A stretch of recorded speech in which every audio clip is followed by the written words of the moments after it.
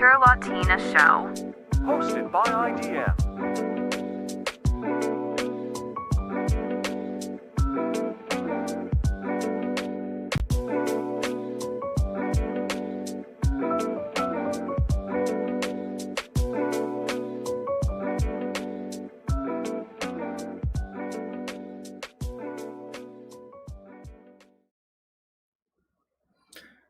And we are live, everybody. How are you doing, Nina? How are you guys doing tonight? Welcome to yet another fun-filled episode of the Winter Latina Show, where we discuss exciting things like foreign policy, history from 1,000 years ago, and death and destruction of military campaigns.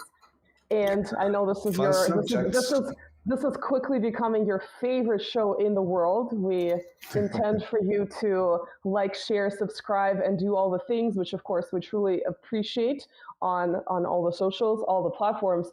And today we have a special guest who is a Serbian-American writer and historian based in Serbia, Nebojša Malić. I apologize for butchering the name. As a Slav, I should be able to pronounce it better than a non-Slav, but sometimes there are, even I can be imperfect. And our topic today is the very unfortunate 25th anniversary of NATO's 78-day nightmarish campaign over the former Yugoslavia from March to the summer of 1999. And of course, we'll discuss that in a little bit more detail, but we do want to understand the bigger context. So we'll talk a little bit about the history of the region and, of course, the build-up to that situation in the 90s, which had precedents, for instance, in 1995 with NATO's involvement. And we also want to touch upon the idea of NATO basically finding its raison d'être, pardon my French, and I mean that literally, I know this is like a dad joke, after the collapse of the Soviet Union, the end of the Cold War, it was really that organization, that so-called defensive organization, was struggling to find a reason to exist. And through its campaigns in the Balkans, it did.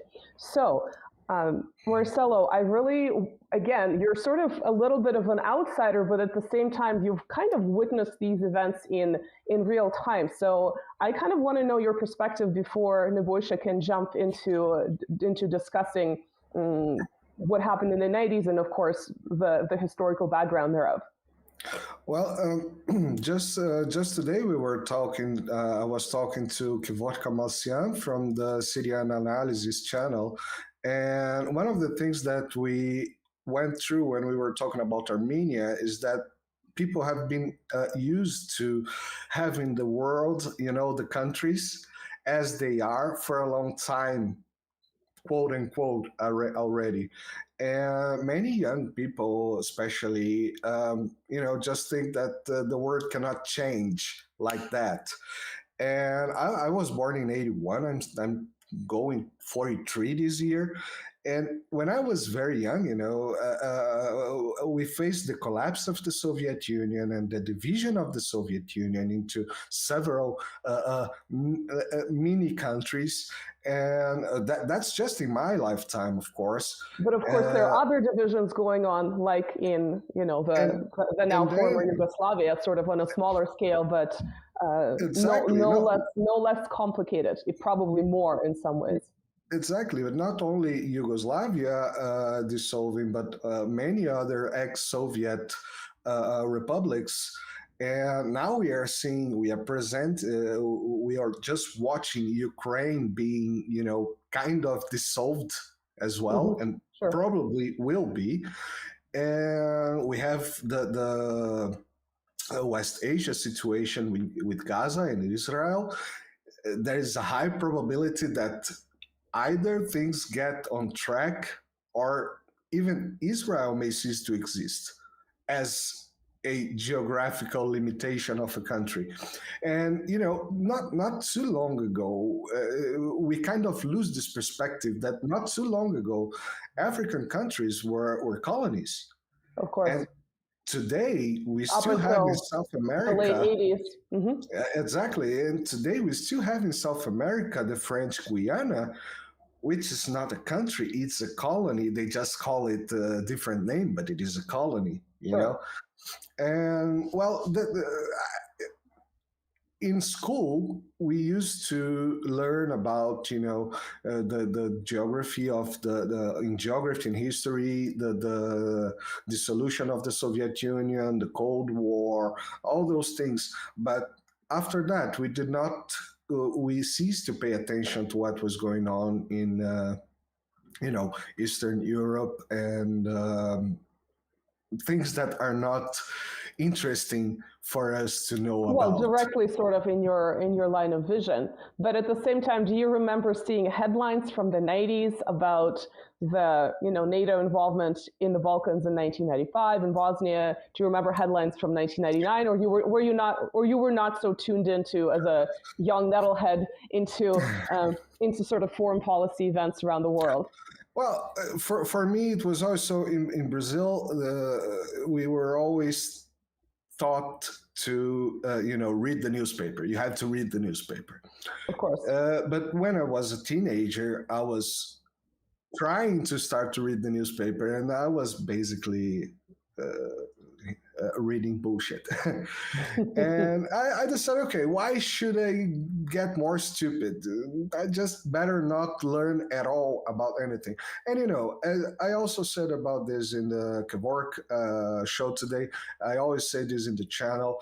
Most of people, we just have to take care of our lives. We have to go to work, we have to go on vacations, we have to take care of our friends, our family, and stuff like that. That's already too time consuming. All right. And getting tuned in what is going on in Yugoslavia for a Brazilian, I mean, it's an ocean away. Sure. We are in a different rock. For me, before I had an interest, sort of a detailed interest in international relations and foreign policy, my parents had brought us to Canada, sort of fleeing the aftermath of the collapse of the Soviet Union, and there were other ways of. I was an immigrant, but there were ways of refugees, right, fleeing war zones coming to Canada. So Rwanda, Somalia, and the other place was, of course, the Balkans, people coming from various parts of the Balkans. So sort of late 90s, early 2000s, you could meet a lot of, in my case, I've met Serbs. And we didn't really discuss this topic because, well, first of all, it was a sensitive subject. At the same time, you would kind of hear comments here and there that were very telling to me, how someone had witnessed something really, really horrific. And of course, they wouldn't really want to talk about this. So this is kind of how I was interested in this subject in the first place, by having these direct interactions with the diaspora coming into North America. And so, of course, Nebojša here is technically a diaspora member, although you're happily back in Serbia. So I really would like to hear your perspective, and perhaps you could maybe summarize what happened in the 90s, but then we really do want to have a brief look at the historic roots of some of those conflicts that arose in your region. Okay, so without further ado, let me bring Nebojša to the channel. Yeah, of course, bring him to the just give channel. me a second, because I have to be sure that I have yeah. Okay. Now I think it should be all right. I will check the audio because we had problems before, but I think Make it's sure all right. that all the Twitter is audible. Exactly. Is audible. I'm over there to check that. So welcome, Nebojša. I'm happy to be here. Thanks for having me. Can you hear me okay? No, I can definitely hear you. I think Marcelo is just going to check to make sure that it's feeding to everyone who's listening to us right now, especially it's going. Okay, perfect. Well, I believe the technical term for what I am right now is a repat, even though I've I've sort of gone about it the circuitous way. I'm originally from Sarajevo, present-day Bosnia. I had a front row seat to the war there that broke out in '92 when I was 15. And I left in early '96 and ended up in the US, where I've been until very recently, just a couple of months ago. Starting in 1999, I actually got involved in the politics of the wars because of the NATO bombing of then Yugoslavia, present-day Serbia, and Montenegro. And so that's sort of been my career. That's what got me into journalism, really, and kind of how I ended up in this line of work. Yeah, I mean, where to begin? So would you say that these sort of personal experiences were extremely formative, not just to your identity as a person, but also, like you're saying, professionally, that you might not have been in this field had it not been for those personal experiences? Absolutely. I got my start in journalism in Bosnia in '95, and then sort of dabbled in various other things while in college, and then ended up going right back to it in '99 because it was directly affecting me and my relatives, and ended up staying. Life is what happens while you're making other plans, really. And sometimes what is that expression? Man plans and God disposes. No, it's supposed to rhyme. I forgot what it's Man proposes, God disposes. Man proposes, God disposes. Yeah, exactly. This is kind of man proposes, NATO disposes in this particular case. Well, why don't we briefly summarize this campaign and the destruction from it, and then we'll go back into, I'm assuming we want to go back a little bit to the 19th century to briefly have a look at that region. Right. So can I take about 30 seconds to 2 minutes? Go ahead. Yes, you can pull a Putin. You're welcome to do that. We're fellow Putinists in that sense, that we like history, so for sure. So the bombing started on the 24th of March, local time, in the evening. And NATO's official objective was to impose the so-called Rambouillet peace agreement, which was an ultimatum named after a French chateau, where this Munich-like diplomatic farce took place earlier that month. And it was essentially the Air Force on behalf of the so-called Kosovo Liberation Army, which is an ethnic Albanian separatist group that had until recently been recognized as terrorists by the Americans themselves. I believe it was literally up until '98. So it was like a year prior, which is amazing. Yeah, and then in like September, October '98, they removed him from the terrorist designation, sent Richard Holbrooke to sit down on the floor with them, and basically endorsed them and their struggle. And in fact, just yesterday, I believe, then Senator Joe Lieberman, who infamously said that the KLA fights for American values, he just passed away. Right. But that was one of his famous comments about the ethnic Albanian cause. And he's been their supporter for many years.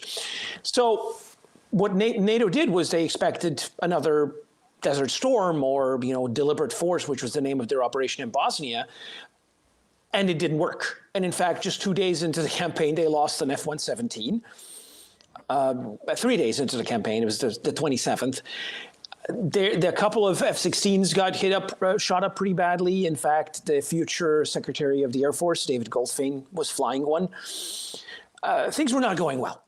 And in fact, just recently dug up British secret documents show that the Brits were absolutely losing it and were trying to persuade Americans to send in ground troops somehow. But the biggest problem is that nobody wanted to be the staging area for them because Hungarians, Bulgarians, and Romanians were not in NATO yet. They would join later. The Greeks had absolutely no interest in doing this because they already were facing a mutiny in their ranks over bombing their fellow Orthodox brethren. And the Albanians, the actual country of Albania, was like, yeah, we don't want to do that and face Serbian reprisal. Now, officially, there's never been any sort of reprisal. Officially, there was never any cross-border involvement. Unofficially, the stories I've heard, including a novel by this longtime Serbian military correspondent who ended up becoming an ambassador to Russia, and then tragically died of sudden and unexplained heart condition a couple of years back. He had written that in a novel, obviously, so artistic license, that the Yugoslav Air Force actually carried out a preemptive strike on the airport near Tirana, where the American Apache helicopters were stationed, and wrecked a whole bunch of them. And that the NATO savagely bombed the airport from which they came the day later, which has been documented. It's one of those Glomar situations. Nobody can either confirm nor deny it. But the fact is, the Apaches never flew a combat mission, and they attributed several of their losses to hitting power lines in northern Albania, which are not really there. So make of that what you will. Long story short, for 78 days, NATO keeps bombing and achieving absolutely nothing. The Yugoslav military ends up getting out with nary a scratch. They were shocked when they finally retreated from the province. And they were expecting 300 tanks destroyed. And it turns out that they were blowing up old American World War II tank destroyers that were disguised as modern tanks because they were using maskirovka to the level nobody's ever seen before. So what NATO ended up doing was they ended up hitting civilian targets. They hit marketplaces, schools, hospitals, killed a whole bunch of children, bombed a passenger train. There's a long list. Chinese embassy. Yeah, they blew up the state TV building and still standing, just like it's been destroyed for the past 25 years. It's been preserved as a monument. Yeah. The rest of the building functions normally. It's just that the bombed out part is just sort of still a ruin. They hit the general staff, which was completely emptied out, but they destroyed it. Now there's talk of Serbian government giving it to Jared Kushner to build a luxury hotel, which everybody here hates the idea. I mean, they wouldn't necessarily mind, the depleted uranium being cleared out of the area, but it's and that's been a lingering effect. I mean, there's places that got hit really hard where there's been birth defects and cancer through the roof, and all of these. I just saw. I apologize for interrupting, Marcel. I sent you that link yesterday. That apparently, when those lawsuits were still being launched about the use of depleted uranium and the very strong links to cancer, was a couple of years ago. That there was that parallel with the Italian soldiers being stationed in Kosovo, having, I think, about 500. There was 500 cases of cancer as well. So there was also that interesting side effect, quote unquote, that collateral damage to NATO's own soldiers from using that kind of ammunition. Well, does everybody remember the Gulf War syndrome? Yes. And a whole lot of American troops reported feeling mysteriously ill after that, and this was the first conflict in which this kind of ammunition was widely used. And they were using these tank busters against the Iraqi vehicles that literally have these special bullets that were armed with depleted uranium penetrators. That's how they could punch through the armor. They're like 30 millimeter rounds, and all of these soldiers that were climbing all over the destroyed Iraqi tech were inhaling this dust from depleted uranium, and they were getting sick because by itself, it's not necessarily radioactive. You can handle it in your hand if it's intact, but once it punches through armor, it spalls off particles, and these particles, if inhaled, basically emit either alpha or beta radiation, and I'm not 100% clear on that, but not the gamma stuff. But this is the most dangerous stuff that literally disrupts cellular structure if ingested or inhaled, and a lot of people did that.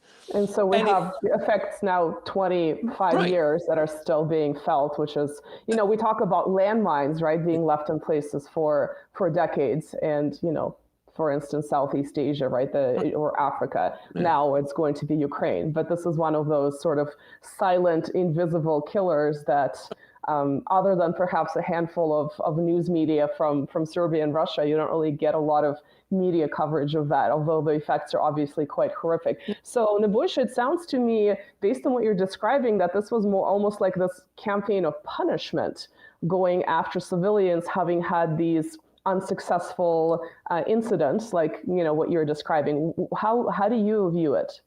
Well, I mean, a lot of people were reminded of Hitler's bombing in 1941 because he called his attack on Yugoslavia Operation Strafgericht, Operation Punishment. It was essentially vengeance for Yugoslavia rejecting the tripartite pact because its government was strong-armed into signing it on March 25th, 1941. And then 2 days later, there was a popular uprising. There was a coup. People were like, no, we're not going to be allies with the Germans. Are you crazy? We were enemies in the last World War. And they overthrew the government. And now there's been stories about the English Secret Service getting involved and bribing officers and so on. Honestly, Serbian people would have done it without the British. There was no love for the Germans. There was a handful of officers who believed that the Germans were so super powerful because of what they did to the French that, people should bend the knee and go along to get along. They were a minority, and to this day, they are still wrong. I know that. Was there that public perception then in '99 of comparing it to essentially World War II? Absolutely. There were comparisons of NATO with the Nazis. There was outright, the Nazi attack happened on April 6th. The NATO attack came 10 days prior in this case on the calendar, but they were both bombing Belgrade for Easter. It was just one of those comparisons that wrote themselves. And, you had people assembling in public squares with signs, encouraging Monica Lewinsky to bite down and drawing the NATO symbol with the tines of the compass rotated so they represent a swastika and so on. They were just really, protesting this and drawing targets on themselves and, basically sending a message of defiance. Sure. And so what was the conclusion of this campaign in early summer of '99 after the 78 days of hell? Right. So what ends up happening is one of those tricks of the diplomatic trade. Basically, Washington persuaded Moscow to persuade Belgrade that further fighting is pointless, and bluffed colossally, saying that, basically the next thing we're going to do is we're going to destroy all of your infrastructure and deliberately target civilians. And if you don't want your country erased off the map, better agree to an armistice. And actually, the armistice that was offered didn't seem too terribly bad. It was a back down from the original ultimatum.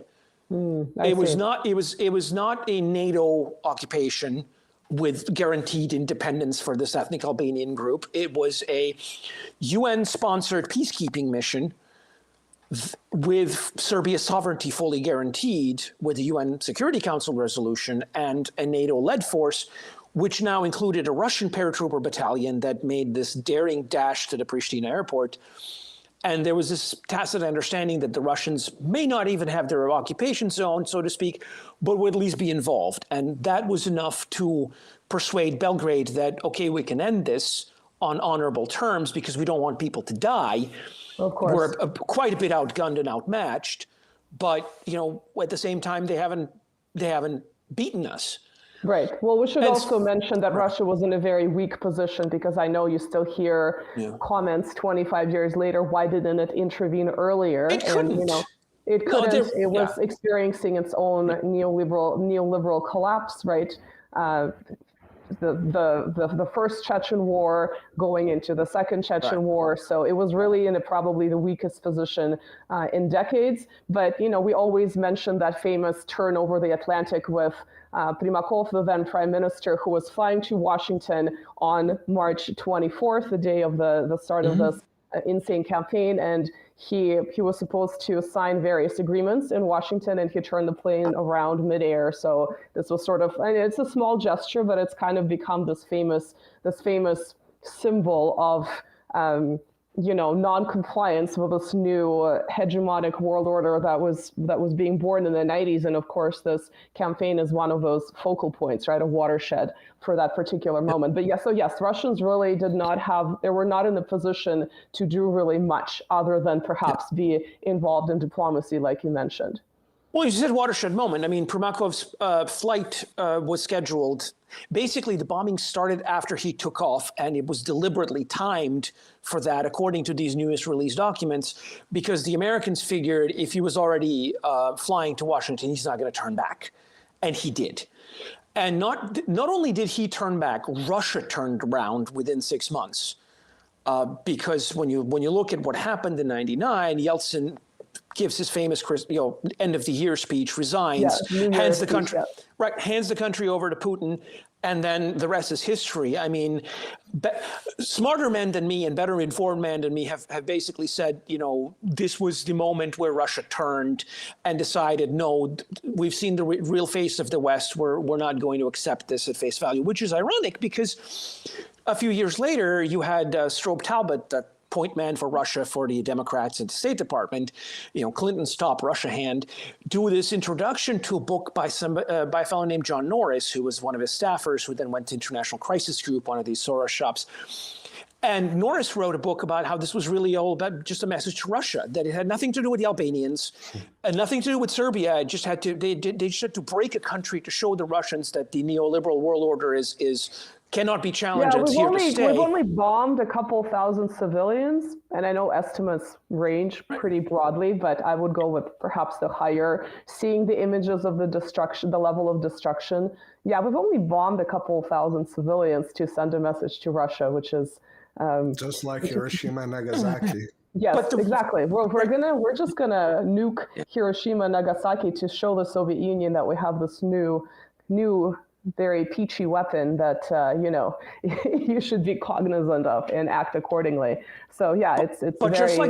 just like that, it backfired because it only made Stalin want the bomb, and in this case, and set off the Cold War. And in this case, Russia got the complete opposite message of what the U.S. intended, and this has, fast forward 25 years, and we have what we have now. And nobody can convince me that Yugoslavia was not directly involved in this. So basically what you're telling us that may sound crazy, but what you're telling us is that all these genius plans from the West never worked. I just stupid. Okay. I just want to be sure that's the conclusion of this. Well, it's the Wile E. Coyote plan to catch the Roadrunner. They always backfire. But no, it's like, I'm not the one who wrote this book. Norris and Talbot did, and they said what their intention was. I mean, I've read Richard Holbrooke's memoirs in '98 about how he, made peace in Bosnia with the Dayton Agreement, and it was blatantly obvious that they misunderstood the conflict in Bosnia completely, and they didn't care because they just used the Bosnian Muslims and later the Croats, whom they described as junkyard dogs, way to respect somebody, as a weapon. And then the whole point of, there was this whole cynical thing. I think this is when I soured on American diplomacy, even before the Yugoslav war, was basically reading Holbrooke's whole explanation of how this war was really about asserting American dominance in Europe and, showing the world that we are back. And because there was this whole period after 91, the reunification of Germany, the end of the Cold War, the Soviet Union basically surrendered and ushered in the era of, end of history, peace and prosperity, right? And then the Americans were like, wait a second, but if people are not afraid, why would they need us? And they had to come up with an excuse to have, tens of thousands of troops in Europe and all these military bases. And so they latched onto Bosnia. Today is the 28th is the anniversary of the infamous meeting between the American ambassador in Bosnia and the Bosnian Muslim leader at the time, when he essentially advised the Muslim leader to unsign the peace agreement that he had achieved with the Serbs and Croats living in that particular former Yugoslav republic, because there was an ethnic partition agreement that would have made war unnecessary. And Izetbegovic, the Bosnian Muslim leader, was like, well, I don't like it. And the American ambassador, Warren Zimmerman, allegedly, according to his Canadian colleague who spoke to me about this personally, said, well, if you don't like it, you shouldn't sign it. Implying, just like the ambassador in Iraq implied to Saddam Hussein, that, do whatever you want, we'll have your back, or we won't intervene. And obviously, Saddam Hussein found out the hard way that the ambassador lied. And Izetbegovic found out the hard way that the Americans didn't really have his back. He thought for years that they would intervene on his side, just like they did in Kuwait, and that never happened. Well, there are lots of parallels to Ukraine right now. I'm sure. Absolutely. I know, with sort of more technical issues like human shields, right? Russians using Donbass civilians as human shields, Serbians using human shields, right? But also sort of grander questions of how fully will they intervene on, behalf of Zelensky, on behalf of the Bosnian Muslim leader, et cetera, et cetera. And yes, I think the parallel to Iraq is really interesting because if you look at the 99 bombing, it was, of course, our favorite Madeleine Albright who, quote, I'm reading this from a history book, pushed the hardest for military bombings of all sort of the key people in the U.S. State Department. And then, of course, we know how involved she was with, the Iraq situation, right? The famous quote about 500,000 children being worth it. That still gets passed around even after she passed herself. But I think you touch upon a very important sort of the key role here, where after the collapse of the Soviet Union and dissolution of the Warsaw Pact, NATO kind of had this moment of, should we even exist, right? Our main opponent is gone. It's gone peacefully. Gorbachev, for reasons that boggle my mind, just pulled out of Germany, et cetera, et cetera. And so what is the point of having these massive military, collective security organization? And if you actually, again, this is according to someone like Ambrose and Brinkley, key American historians, Clinton in his first presidency was not so much interested in foreign policy compared to other presidents. But then, of course, by the late 90s, he was very much involved, right? And of course, you had, these, this involvement in the Balkans. You also had the, parallel to this NATO expansion, which the Russians kept protesting but had no way of really challenging at this time. So you basically have NATO getting this, second life by, in part, and you could sort of debate to what extent it created these issues that it then presented itself as a solution to, that famous Richard Sacco quote, what is it? NATO exists to challenge NATO exists to basically solve the problems that are created through its existence. Yeah, I'm paraphrasing right now.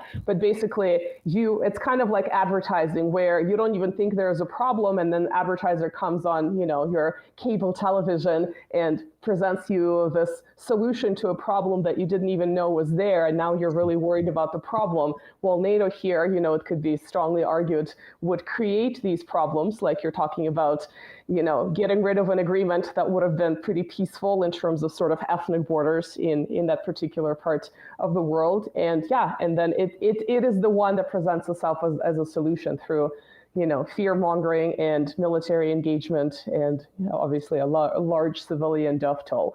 But what I'd like to do is go back a little bit, pull a Putin, and maybe briefly look at perhaps starting with the 19th century. I know Serbia is obviously an ancient country with a long history, but we don't have quite the time for that. Maybe we'll do something like this a little bit later. But why are there these divisions in the first place? I know it's a very complicated question, but I think having the imperial borders of the 19th century would be helpful. And of course, sort of the rise and fall of the Ottomans, for instance, the Austro-Hungarian Empire, that would be helpful for us to understand a little bit better.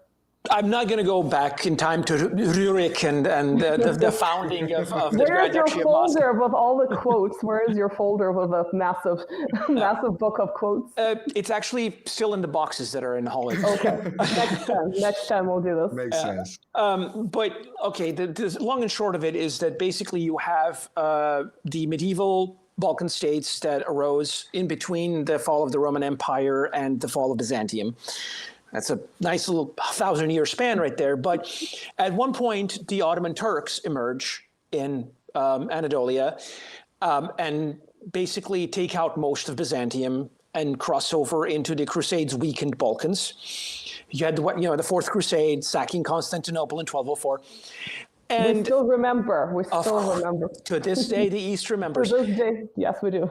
But and so they make their way to the Balkans. They're checked for about 75 years by the Serb resistance. But of course, they come back and the Serbs haven't been able to rebuild because the Hungarians swoop in from the north. And there's been this constant push and pull between, the Orthodox and the Catholics ever since the schism. And then the Islam moves into the mix. And so by like the 1500s, you basically have the Balkans divided between Austria-Hungary, well, Habsburg-ruled Hungary, whatever, yeah. Mm-hmm. The Venetians along the coast, and the Ottomans. And this is sort of the borders shift a little bit here and there, but this remains the situation up until the late 1700s, early 1800s. And then the modern era really begins not after the French Revolution, but with the uprising of Serbs in 1804, for the Balkans anyway. Essentially, there's the Grand Serb Rebellion led by Black George Petrović, Karađorđe, accidentally. I mean, there's this group of Janissaries that sort of set up their own private fiefdom and start oppressing people, and they decide that the best way to calm down the protesting Serbs is to execute their village leaders and start killing them. And of course, some of them escape and start a resistance. And it's a very Game of Thronesy, before George Martin ever had that idea. You could really make a grim TV series out of this. And so the Serbs revolt and successfully defeat the Turks for about a decade. Unfortunately, by 1812, the Russians who have been supporting them, the French have been supporting the Turks. It was a nice proxy war for both powers. In 1812, what happens is Napoleon invades Russia, and the Russians are a little preoccupied. So the Turks use this opportunity to move back in. The Janissaries are already killed by the rebels, so that's one problem less for the Sultan to deal with, but now he has these Christians rebelling against the rightful Muslim authority, and they're like, you can't have that. So he sends this massive army, defeats the rebels, builds a tower of their skulls, and then, crushes this thing in blood and starts repression anew, which again, within 3 years, causes another rebellion. And now it's 1815, the Congress of Vienna has happened, Napoleon's been defeated, the Turks don't have a foreign proxy again, or a foreign ally. There's the Congress of Vienna was like this new world order that existed up until World War I. So it's for about 100 years more. Well, yeah, not very quite, important. Yeah. Not quite. There was an interlude in 1878, and I'll get to that in a minute. Well, the Crimean War as well. But I would mention that one, even though it was a smaller. Of course. So what ends up happening is that Russia's all of a sudden Russia and Austria are all of a sudden predominant continental powers. And the closest thing the Ottoman Empire has to a foreign protector is Britain, which slowly works its way into this through the Greek uprising. Like the British were in favor of the Greeks at first. But then when Russia got too strong, they were like, wait, no, great game. And that influences policy in Europe as well. And so you have throughout the 19th century, you've got these great powers jockeying over the Balkans because the British, and to a lesser extent the French, want the Ottoman Empire to survive as a bulwark between their colonies in the Middle East and Africa and India and Southern Asia and the Russians. And of course, the key point for British foreign policy is not to allow a major continental power to rise and challenge them. So sometimes it's Germany, a lot of times it's Russia. So that's another sort of key, the great game, obviously. They were so obsessed with checking Russia that they missed the rise of Germany. And so they had to reorient their foreign policies after 1871 and 1878 to make an alliance with the Russians against the Germans, which... Yeah, but we're moving too far ahead. So basically what starts happening is that the Serb uprising starts inspiring other uprisings. And then you have the Greeks in 1820, which they eventually succeed and they start expanding their territory. And then you have in the 1850s, that process slows down because of the Crimean War. The English and the French wanted to check the Russians, and so they do that. And they help the Ottomans, and they keep trying to prop up the Ottoman Empire. And then you have this 1870s hostilities that flare up again, what the British have been nibbling off Egypt and so forth.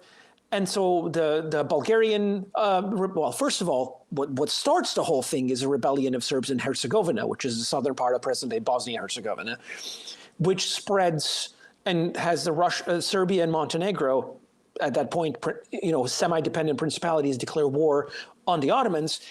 Then there's a rebellion in Bulgaria, present-day Bulgaria. The Ottomans starts repression, and then Western powers get involved, Russians get in, and they essentially drive to present-day Istanbul or Constantinople, as we prefer to call it, at which point the English and the Austrians, the English and the French panic. The Austrians, who were at that point allied with the Russians, say, well, we don't want to get involved. We just got our butts kicked by the Germans, and we're no shape to do anything. And why should we help you? We want piece of the action ourselves.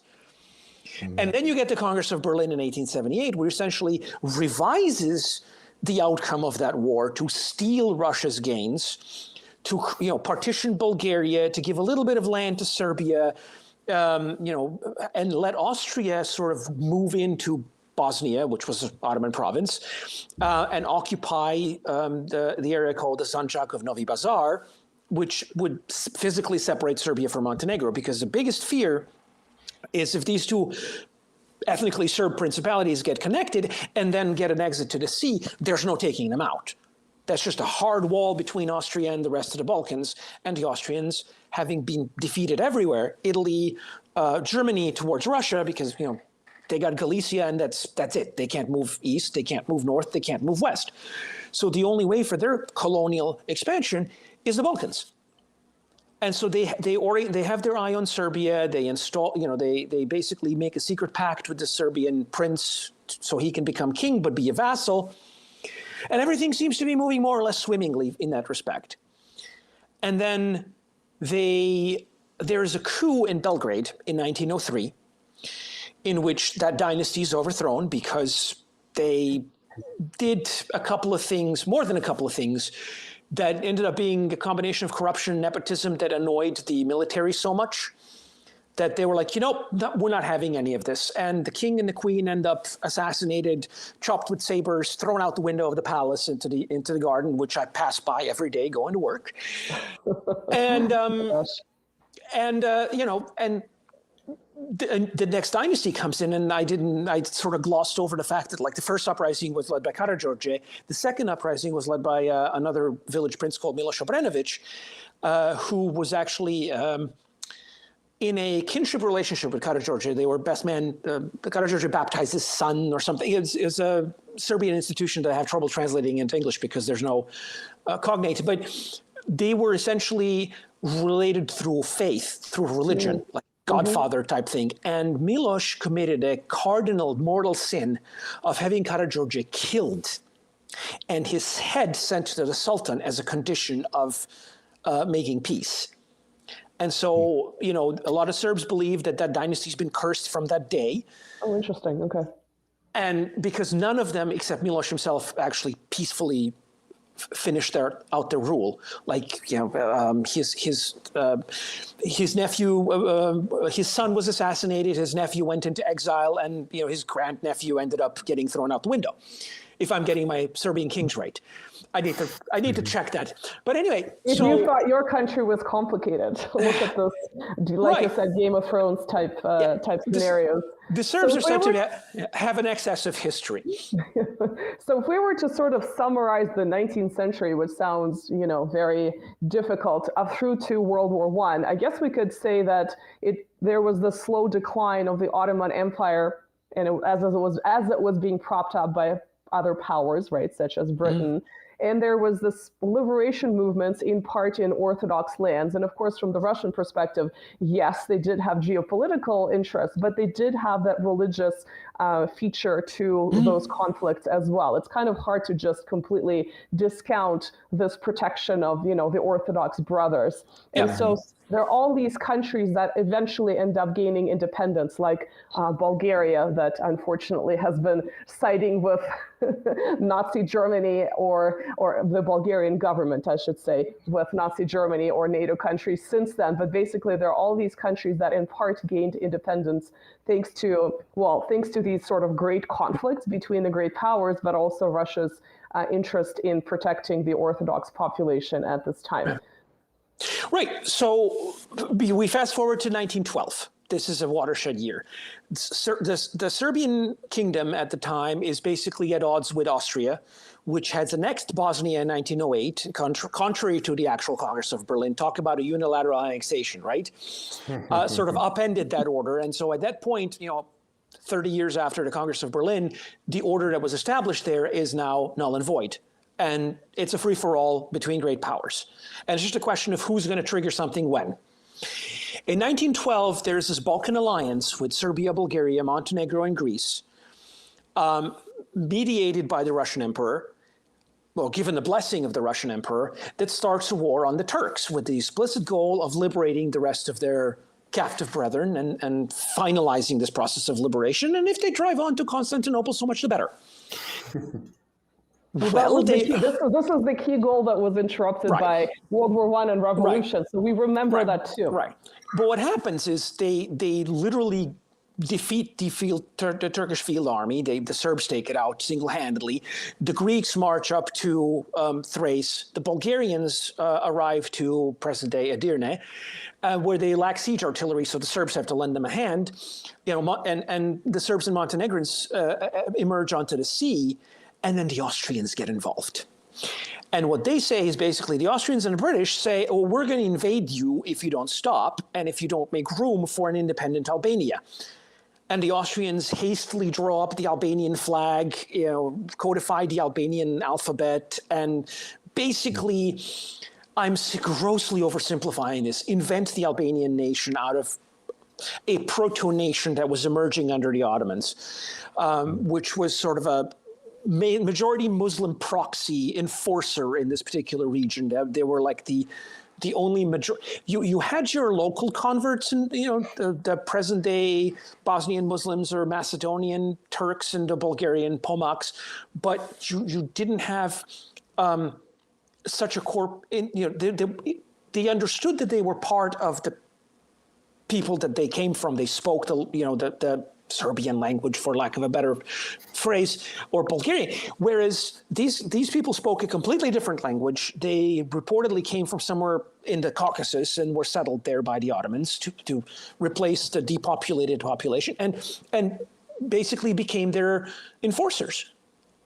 And there's been a Turco-Albanian conflict there. Again, I'm grossly oversimplifying this, but essentially the Albanians end up being this remnant of the Ottoman order that the Austrians take over sponsoring.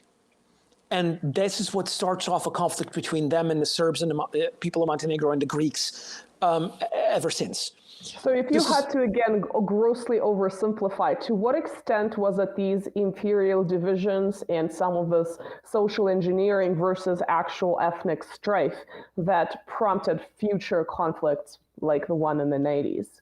I would say 90% imperial divisions, 10% genuine ethnic strife, because a great part of ethnogenesis in the 19th century throughout the Balkans, I'm not even, I'm again talking about like modern day Croatians or Bosnian Muslims that Austrians tried to make into a nation during their occupation. Their identities in great part depended on identifying with the imperial power.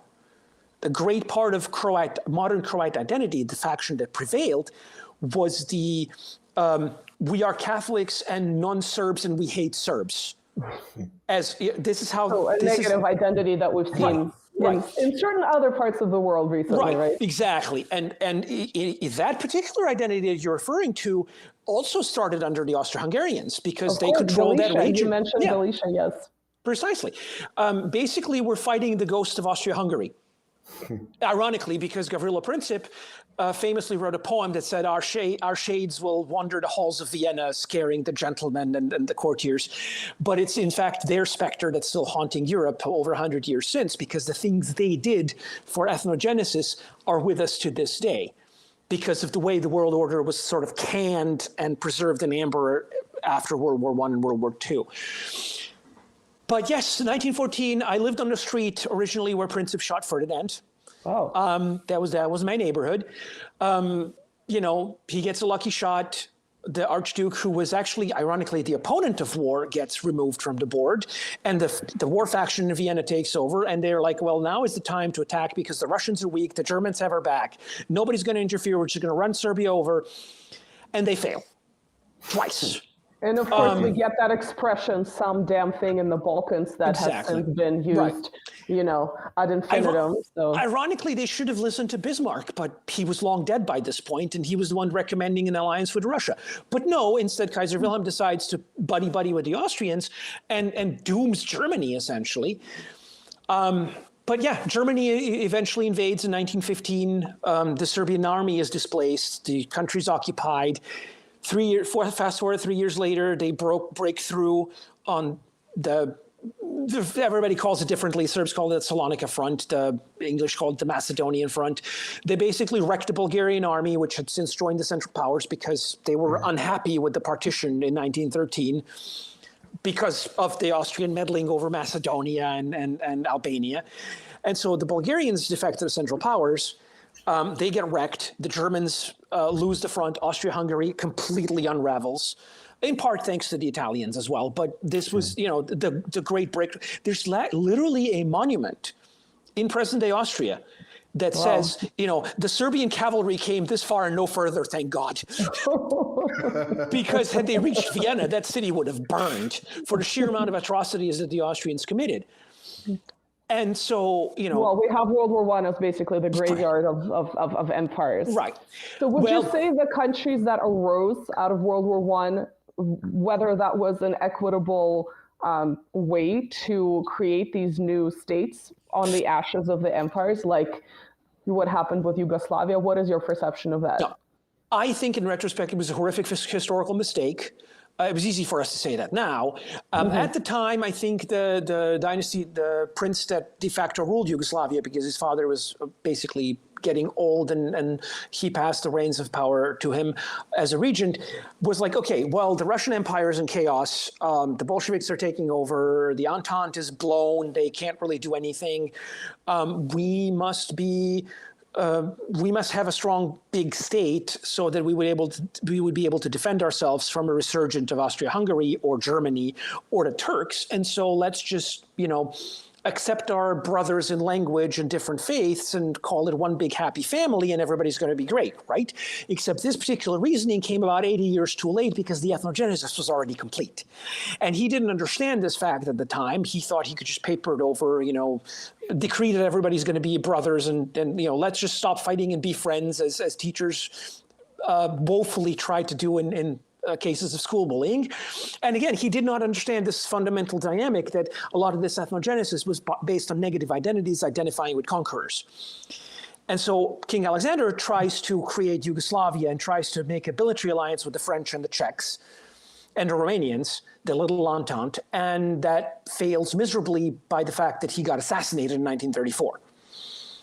And by the time World War II rolls around, Yugoslavia is torn internally because the Croat identity that's violently anti-Serb ends up emerging triumphant in the internal struggle.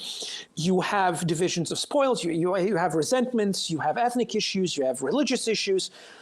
And the Germans, Serbia, which was much smaller and weaker in World War I, turns back 2 Austrian armies over the course of a year, and the Germans waltz through Yugoslavia in 12 days. Wow. Obviously it was attacked from every corner. The Bulgarians joined, the Hungarians joined, the Italians joined, but still 12 days. And then you have the additional tragedy of the Croatian puppet government that was set up basically starts genocide of Serbs months before the Wannsee conference that decided on the final solution. They start killing these people. The mass killings start with knives and mallets and just brutal animal savagery that, honestly, they were worse than Banderas people. This is why sometimes when you have a small number of Croatians fighting on the side of the Kiev regime with, Azov and some of these other units or previously but separate battalions, and there's very specific insignia that's being used, and it's from that particular period. So it's very interesting that you have the brutality of these underlings exceeding the brutality of the conquerors. Right? Well, the Nazis were appalled because their mass murder was industrial, and they tried to present it as the civilized way of doing things with records and engines and so forth. And here we have these people who are literally pre-medieval in their tactics and enjoy the bloodshed. And again, there's testimonies of German envoys and generals who are complaining about this because it was feeding to resistance. And you had 2 resistances in Yugoslavia, both majority Serb. One was communist, one was royalist, and they fought. And at some point, they started fighting each other over what's going to happen next, because the royalists were waiting for the British to land, and the communists were waiting for the Soviets. And the Soviets came first, and the British betrayed the royalists. Surprise, surprise! Yeah, surprise!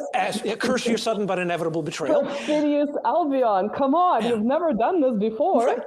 And so you end up with a situation of 1945 where Yugoslavia gets reinvented, stitched together from this horrifically mutilated corpse into Soviet Union 2.0.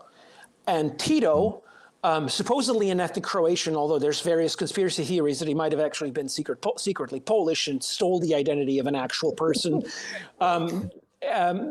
he puts it together and along the lines of Lenin's nationalities policy in the Soviet Union. So you have Which these was republics. not a good policy. No, it wasn't. Which was a very bad policy overall. Right, but whereas Stalin sort of checked the worst excesses of this with his reforms in the 40s that enabled the Soviet Union to survive, whatever you think of him otherwise, Yugoslavia had Leninism up till the very end.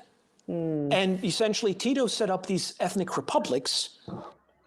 He set up 6 regions originally. He subpartitioned Serbia into Vojvodina, which just means duchy, in the north, the formerly Hungarian-held territories that didn't really have many ethnic Hungarians. They had Hungarians and ethnic Germans, but the ethnic Germans got pushed out in 45 as part of the big, post-war ethnic cleansing. And then you have Kosovo, which had a substantial Albanian population, but not a majority.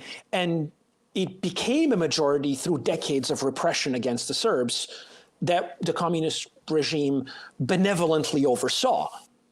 They weren't unaware. They just tolerated them because that was leading them to the desired outcome of weakening Serbs. Because again, present-day Serbia was majority royalist. I think we should explain that Lenin's policy was to check Great Russian chauvinism, as he called, and of course he wanted to institute communist, cadres in the regions and amplify and sometimes even create sort of these new ethnicities. Again, I'm simplifying like you did recently, at the expense of the Russian population. So it sounds like, I did not know this. This is new to me. It's very interesting that essentially it's a parallel to that of checking, the great Serbs and then amplifying these other ethnicities by, I guess, any means necessary. Absolutely. And honestly, this policy lasted up until 1987. Wow. Because Tito died in 1980, but it continued by inertia. And we had a constitution of 1974 that turned Yugoslavia into a de facto confederacy, that every republic could do whatever it pleased up to secession. We had a situation in which literally, like, being a Serb in Serbia was unimaginable. You had to apologize for existing. In Bosnia, it was slightly different because the Serbs were needed to balance out the Croats and what became the Muslims, the present-day Bosniaks, that the name was bestowed upon them in 93. So again, the dynamics varied, but you had a situation where you had these... Apologize for interrupting. So would you say how much in the Soviet Union, it didn't seem like with Lenin or let's say with Khrushchev, who released thousands of Banderites but didn't really engage in any social engineering afterwards to reform them, if that was even possible. Do you see with Yugoslavia, how much foresight was there in terms of these potential ethnic clashes, or was it just very sort of nearsighted regarding this is a way for us to maintain power as basically the Communist Party rule? How much foresight was there regarding this potential, splintering, collapse, and ethnic strife in the future? With the Soviet Union, it didn't seem like there was much of that. There wasn't any. There wasn't any. In my opinion, Tito set it up basically like après moi le déluge. He didn't care what would happen after his death. And you have to keep in mind that he ruled from 1945 to 1980. So 35 years. As an autocrat, essentially. And so there wasn't any sort of transition like you saw in the Soviet Union. You had Stalin and then Khrushchev and then Brezhnev and so on. No, it was just Tito throughout. And the original divisions were created as sort of a balance of power. You had to check on... They imposed this historical narrative in which the communists were the only virtuous people in World War II, and everybody else, from the Nazi-allied Croatian Ustasha to the Bosnian Muslims who joined the Waffen-SS to the Serbian royalists, were all bad, equally bad. Sort of a uravnilovka of guilt. And essentially, they would crack down the hardest on the royalists because they had the biggest problem for communist legitimacy. Of course. Whereas all these fringe ethnicities would be tacitly tolerated. Like Pavelić, they didn't go after Pavelić, the head of the Nazi Croatian state. He was actually assassinated by a royalist agent independently. And I mean, they would here and there, they would take somebody out who was too prominent, but it wasn't. And then, of course, the Americans latched onto these things just like the captive nations business in the Cold War, and they would nurture these Croatian nationalists and Albanian nationalists and so on and so forth. Because, just in case, if we need to break up Yugoslavia, here's what we can use. Just like they used Bandera himself. with regards to the Soviet Union. So 1987, economic crisis of the 80s is rocking Yugoslavia, and there's repression by the ethnic Albanian authorities, and then of course lower levels of society against the Serbs in Kosovo, and this fresh Serbian apparatchik named Slobodan Milosevic is sent to basically disband a workers' strike. And he has this moment where the police starts beating up the striking workers, and he gets out and says, nobody's allowed to beat you. And he becomes a populist hero overnight. Mm-hmm. And he rides this wave of populism to 89 constitutional reforms. And basically, without ever understanding it, I don't think he ever quite figured it out. He unravels the basic Titoist concept of Yugoslav organization, which is Serbs bad. And once he unravels this, all of these other ethnicities that had their own bureaucracies, and no bureaucracy has ever abolished itself, all of these other power centers are like, wait a second, if he changes his balance of power, that means that we might not be as powerful, and we need to get out while the getting is good. And the moment arrives with the Soviet turmoil and the reunification of Germany, and Germany immediately, right away, moves on to Austria, and then on to backing Slovenia and Croatia into seceding. It was the Germans who actually started historical revisionism before the Americans. The Americans were reluctant at the time. And there's a faction within the State Department and the White House during the Bush the Elder administration that basically said, wait a second, the Europeans are doing an end run. We must preserve our hegemony. We must jump on this bandwagon and turn it into our favor. And that's how the Americans end up intervening in 92, 93, first diplomatically through subterfuge. So it sounds like the Soviet Union was the domino that basically pushed everything else in more ways than one, right? With, like you're saying, this German influence that again I wasn't aware of. So yeah, and ironically, the final decision of the European Arbitrage Commission, was a self-appointed bunch of business lawyers that declared Yugoslavia had self-dissolved. Of course, was based on the Belgrado agreement between that Yeltsin struck with the Ukrainians and Belarus, essentially self-abolishing the Soviet Union against the will of the vast majority of its people. And they were like, oh, yeah, look at that. We're going to do that now. And they declared overnight that all of these regional administrative boundaries were immutable foreign borders, international borders. And that literally set off a war, because all of those Serbs that now found themselves in Croatia again, ruled by a government that was dead set on rehabilitating World War II Nazis. And the first thing it did was strip them of their status. Yeah, they weren't going to take this lying down. They weren't going to line up and go into the carts and the wagons and off to the caves to be slaughtered with hammers. No, they picked up weapons, obviously. And same thing happened in Bosnia. The moment the peace treaty was abrogated, the Serbs took up arms, Bosnian Muslims took up arms, Bosnian Croats took up arms, the Croatian army intervened, and then you have the war. It's interesting, again, the parallel to the Soviet ethnic, well, not ethnic, but I guess there are Soviet Republican borders, right? There's that parallel of this is going to be the state border of a new state without any consideration of the people who are maybe left in this hostile environment. It was worse for, the Soviet Union, let's say, initially in places like Central Asia, where the Russians were definitely a minority, as opposed to Ukraine. Ukraine was more of like a slow burning cooker that had a little bit of help or a lot of help coming from, the official Western establishment over time. But yeah, it's interesting how there was that parallel too. So what would you say are the biggest misconceptions about the 90s in the mainstream mind that has some interest in politics versus sort of the truth based on your research, based on your own experiences? Well, again, like the simplified narrative of the 90s is that the Serbian government, led by Slobodan Milosevic, was evil, nationalist, racist, fascist, whatever, also communist at the same time, that for no reason whatsoever attacked all of these peace-loving Democrats around them because it hated them for existing and wanted to steal their land that was rightfully theirs all along, and Serbs had no business invading them. And, the brave international community led by the United States arrived as a knight in shining armor and a white horse and brought peace and democracy and prosperity. And the only reason that they haven't taken roots in the 25 years since is that the evil Serbs keep sabotaging it. That's the mainstream narrative, and it's 100% false. Because again, remember all these Time magazine headlines like bringing Serbs to heel, like very, very aggressive. Not just bringing the government or like Saddam, right? It was specifically the Serbs, right? It was the overall painting of an entire people with this brush, which and is I would argue, and I would argue that this was part of a dehumanization campaign. They lifted the German propaganda straight out of the 1940s textbooks, but also a sort of a demonization of Russians by proxy, because again, in the minds of Anglophone media specifically, Serbs were basically Russians light, and you could say the nastiest, vilest things about them, and nobody would object.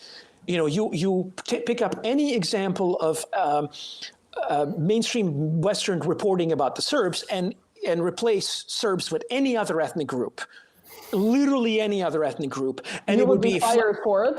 Oh, it will be flagged as hate speech right away. But again, just as we saw 2 years ago, hate speech towards Russians is not just approved officially, but encouraged. You know, it's one of those. We were the designated enemy then. The Russians are the designated enemy now. And in fact, back in 2014, I flagged an article by a couple of these Russians that were on the payroll of National Endowment for Democracy. They were essentially saying, Putin is the new Milosevic. We should treat him the same way.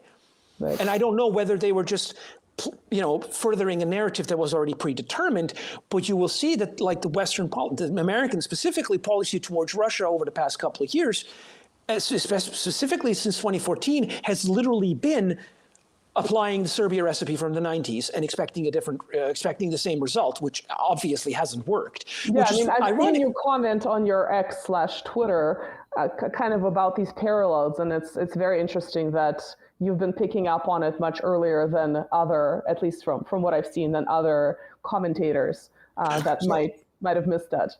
I would like, because we are running for 1 hour, and I know that Nina today has a time limit. So I have one aluminum foil hat question. Foil question. It's super aluminum foil. And when I say aluminum foil, it's because, as I usually say here, I'm no journalist, okay? I'm doing this just because I'm pissed off with everything. Which is a very good reason. Legit. I agree with that. Yeah, perfect. So I'm not a super historian or super knowledgeable about history, which makes my mind kind of like a blanche painting. A blank slate. It's a blank slate, yeah. Exactly. So when I start seeing these things, when I started 2 years ago, when I started paying attention to geopolitics and history of region and everything, one thing that called my attention was the fact that I learned in early history school, that World War I, it's marked the start by the assassination of the Archduke Franz Ferdinand, which happened in Sarajevo. In Nebojša's hometown. Yeah, my street. Exactly. Your street. Fantastic. Send me a picture. I'm going to post it. So it happens in Sarajevo. And then we have, at that time, that was Serbia, right? It was not Bosnia. It was the Austrian-occupied Bosnia, yes. Okay.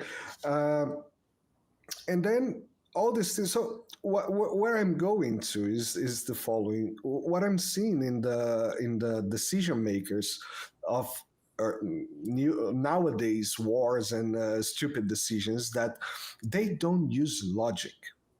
They use some kind of feeling, hate or a vengeance or pride. I want to be, but I identify many people thinking like, I'm going to be the one that is going to beat this guy. I don't know, call your name, Netanyahu, I'm going to be the one that's going to do what no one did before me. Biden, I'm going to be the one that's going to destroy the Russians, or whatever is in his mind. Probably not so much. when I was just mentioning before we started that I've been to a cruise ship where I met a Serbian guy, and he was telling me that he was probably on his 50s or something, and he was telling me that he didn't met peace until he was almost 40. But one thing that he told me that really marked, the words to me was that he said, Serbians, we never give up a fight. We always resist. And when I see what happened in Belgrade in '99, which was, by the time Yugoslavia, and then I keep seeing this Kosovo thing, what my perception is that, and this is the aluminum foil hat, there is people powers searching for vengeance. Vengeance for World War I, vengeance for Germany, vengeance for Serbians not giving up. And my perception is we want to establish this extra military base. I guess I'm a little bit more practical, although I wouldn't and that's where I say that this is practical and logical, and I don't think that's applied for the reasoning of these people. Mm. Well, there's definitely one of those. Yeah, go finish. It's just because while you were talking and explaining all this at this time, many things were making even more sense on my line of thoughts, and at the same time, new lines started to be created. Like, for example, the religious fact. You mentioned the acting fact. So. How do you think all those facts point to Serbia at this? Well, my people are notoriously stubborn. We are, and we have historically been freedom-loving, and our existence since the 1800s has created all sorts of problems for great powers, some more than most. But definitely, the British we've disrupted British designs. We've definitely disrupted Austrian designs. You could argue that we had a hand in destroying the Habsburg Empire more so than most. We've disrupted German, the Second and Third Reich to a great extent. Stalin. Yep, we've butted heads with Stalin.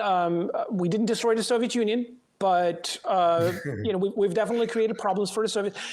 And it's our existence as an independent nation, as a freedom-loving people who don't like to do what they're told, no matter who does the telling, is always going to be a thorn in the side of anybody whose imperial project relies on absolute obedience. And it's not necessarily religiously or ethnically or any other traditional sense motivated. If a Chinese empire were to be created, I imagine we would butt heads with the Chinese empire as well, because it's not about religion. It's about wanting to be left alone in our own country, in our own little corner of the world, which is beautiful, and we love it very much, and we're willing to fight for it against all comers. Probably more freedom-loving proven through blood than some other people that claim to be freedom-loving but haven't really had to face anything to the extent that the Serbs had to face over the past 200 years and more, right? So that's kind of an important point here too.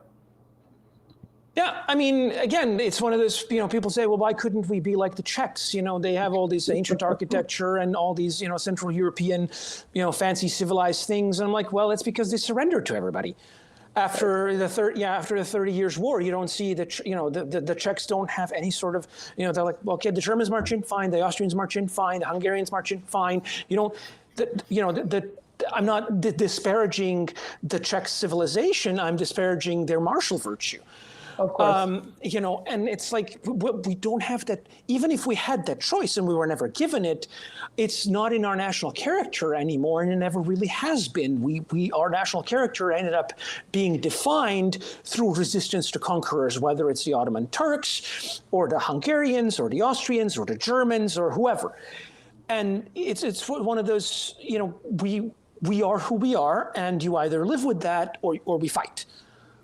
Well, Nebojša, perhaps we should do another episode on some of the more recent developments with Kosovo today, especially with Vucic's recent statements about, what was it, like dark days ahead, something a little bit more recent. I think that would be really interesting to have you comment as someone who actually lives on the ground and sees some of the social mood and some of the more, applicable features that would be helpful for people who are not in Europe and specifically in Southern Europe to understand this. So you're welcome to come back and if you're available and if you're comfortable to talk about those as well. I would love to. Well, that would be fantastic. That would be fantastic. Well, thank you for yet another history lesson that challenges Putin himself, even without the famous folder, even though we didn't go back quite 1,000 years. Maybe next time we'll do that. Thank you for watching, guys. I look forward to seeing your comments, whether you've actually learned something new like I did. And we're going to wrap it up because this is one of those days where I got to run.